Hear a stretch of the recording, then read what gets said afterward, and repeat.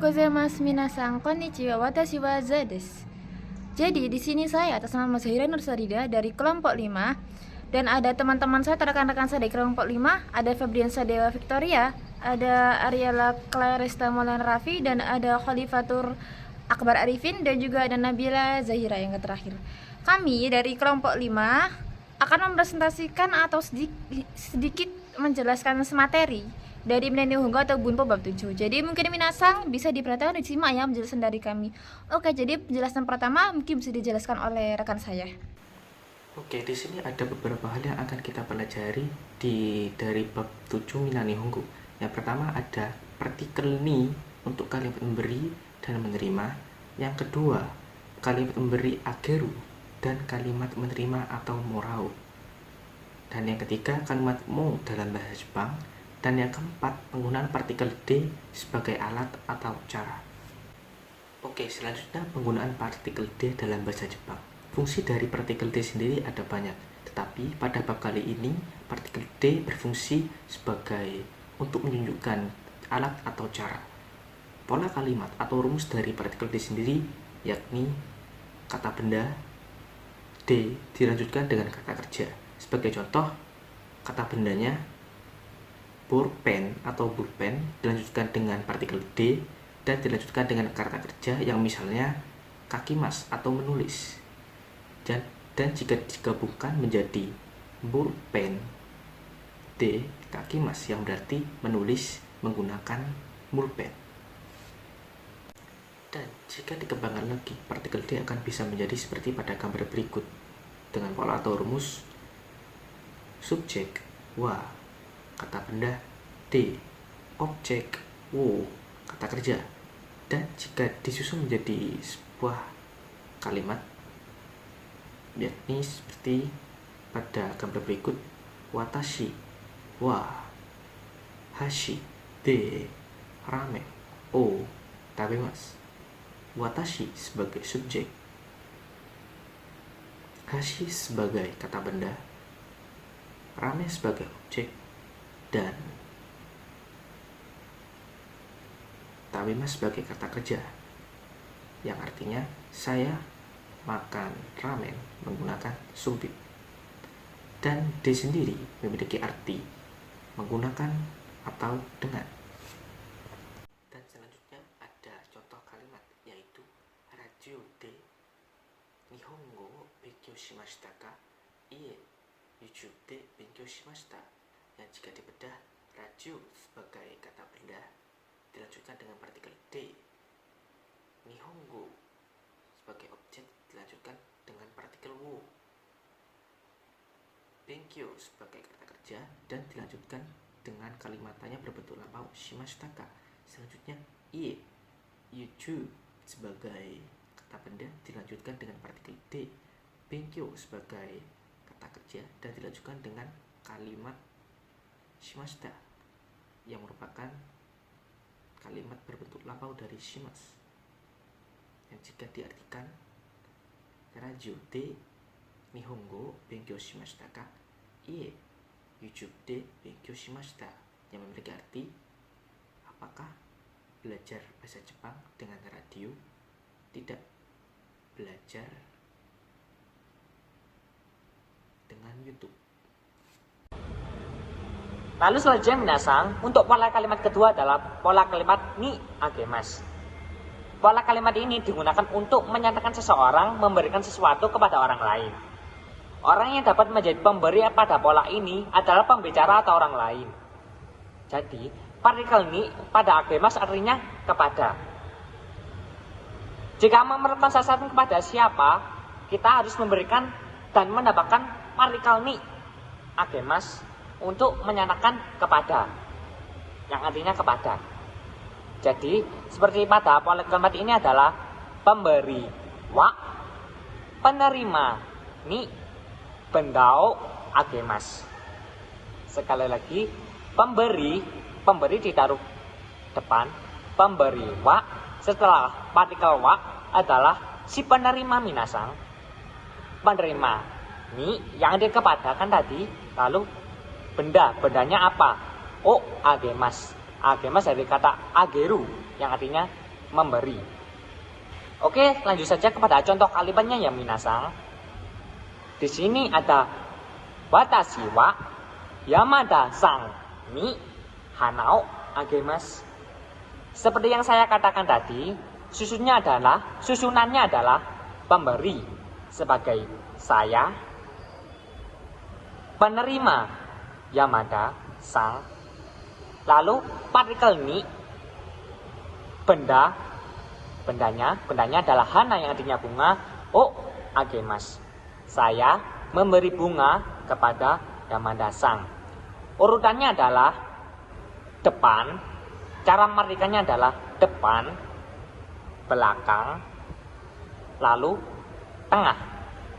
Watashi wa saya memberi bunga agemasu Yamada sang, saya memberi bunga kepada Yamada sang. Jadi urutannya minasang, depan, belakang, lalu tengah. Cara mengartikannya, saya watashi wa memberi bunga hanao agemasu kepada Yamada sang ni. Partikel ni memiliki makna kepada agemasu yang berarti memberi. Seperti itu minasang. Lanjut ya minasang, untuk pola selanjutnya adalah ni berarti menerima. Seperti yang ada di contoh, watashi wa yusuke ni hong wo moraimashita. Pola kalimat ini digunakan untuk menyatakan seseorang menerima barang dari orang lain. Jadi watashi wa berperan sebagai orang yang menerima, yusuke ni adalah orang yang memberi, hong wo itu bendanya, dan moraimashita berarti telah mendapatkan. Di sini menggunakan moraimashita karena sudah memberi, jadi menggunakan bentuk lampau.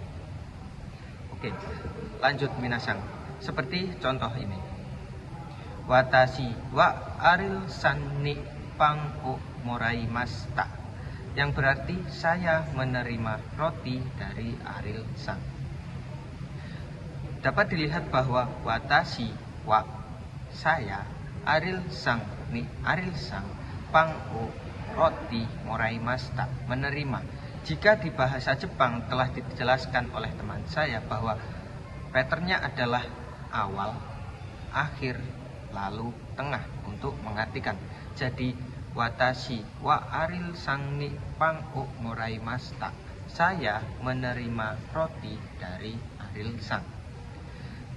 Partikel ni memiliki makna dari, berbeda dengan partikel ni yang sebelumnya yang memiliki arti kepada. Partikel ni di sini berarti dari untuk kata moraimashita. Jadi seperti contohnya bahwa watashi wa aril sang ni pang o moraimashita, saya menerima roti dari Aril sang. Dan moraimas sendiri bermakna menerima. Kemudian kalimat moraimas itu berasal dari kata morau. Kemudian untuk kenapa menggunakan moraimashita? Karena moraimashita itu adalah telah menerima. Oke minasan, jadi saya di sini akan menjelaskan sedikit tentang pola kalimatmu. Pola kalimatmu itu di dalam bab 7 artinya sudah. Karena mu ada dua arti ya, belum dan juga sudah. Tapi konteksnya di bab 7 di sini adalah sudah. Dan diikuti dengan kombinasi kata kerja masta di belakangnya. Contoh, mau repoto okurimashita ka? Hai. Mau okurimashita. Jadi jangan lupa ketika kita menjawab, ketika orang bertanya apa kamu sudah mengirim laporan, maka jawabannya hai mo okurimashita. Jika sudah, jawabannya okurimashita, hai masta. Jadi mo-nya, kata-kata mo itu bukan hanya untuk di pertanyaan saja, tapi pernyataan untuk menjawab pertanyaan sudah ditujukan kepada kita ya. Contoh lagi misalnya kita belum menyelesaikan, misalnya ada pertanyaan mau repoto okurimashita ka? sudah dikirim belum emailnya, artinya gitu. Misalnya kita belum mengirim laporannya, maaf lupa maksudnya laporan ya, mungkin kita belum mengirim laporan, jadi jawabannya bukan ini ya, bukan masta, karena masta itu sudah, artinya karena masta di sini konteksnya di mau ini pola kalimatnya untuk sudah kita lakukan saat ini juga atau saat itu juga, hari ini gitu, jadi sudah kita lakukan gitu, lampau maksudnya. Kenapa tak? Karena lampau sudah terjadi, sudah kita lakukan, jadi masta gitu ya. Kalau misalnya kita belum, berarti jawabannya iye mau okurimasen gitu, karena belum dilakukan minasang. Jadi intinya pola kalimatmu ini jika disimpulkan adalah dia artinya sudah di dalam bab 7 ini sudah mau ini, tapi di belakangnya harus ada kata diikuti dengan kerja masta, dan masta ini digunakan hanya pertanyaan jika jawabannya iya. Tapi jika tidak, maka jawabannya imasen gitu ya. Kalau sudah, berarti jawabannya mo masta, diikuti dengan jangan lupa masta. Jangan lupa mo itu selalu ada di pertanyaan maupun pernyataan ya. Jadi kata mo itu jangan diletakkan hanya di pertanyaan saja, tapi di pernyataan juga. Nah, kata kerja masen desta tidak dapat digunakan karena mempunyai arti tidak lakukan pada waktu lampau gitu. Karena ini kan sudah terjadi, jadi kita nggak bisa menggunakan kata kerja masen desta gitu. Terima kasih. Mungkin itu saja penjelasan sedikit pola kalimat bab 7 atau mo dari saya. Terima kasih minasang atas perhatiannya. Yap, agar minasang mengetahui seberapa paham pada materi bab 7 ini, maka kami akan mengadakan kuis kecil agar minasang bisa melatih pemahaman pada bab 7 ini. Untuk jawabannya bisa dilihat di akhir video ya. Tapi minasang harus menjawab dengan jujur, menjawabnya di kertas latihan minasang, atau bisa menjawabnya pada kolom komentar ya minasang. Untuk kuisnya nomor 1 sampai nomor 3 itu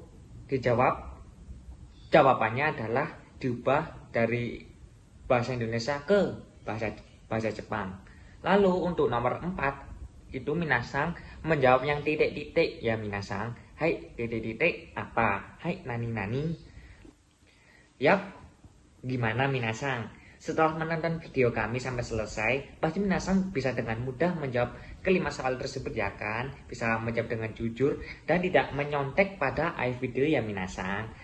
Terima kasih. Oke minasang, jadi itu saja sedikit penjelasan materi dari kelompok kami dari Minanihongo atau Bunpo bab 7. Mohon maaf jika selama presentasi atau selama kelompok kami menjelaskan materi terdapat salah atau salah ucapan atau kurang dipahami di minasang sekalian. Kami minta maaf dan maaf sebesar-besarnya. Itu saja dari kami. Sekian, terima kasih dan terima kasih atas perhatiannya.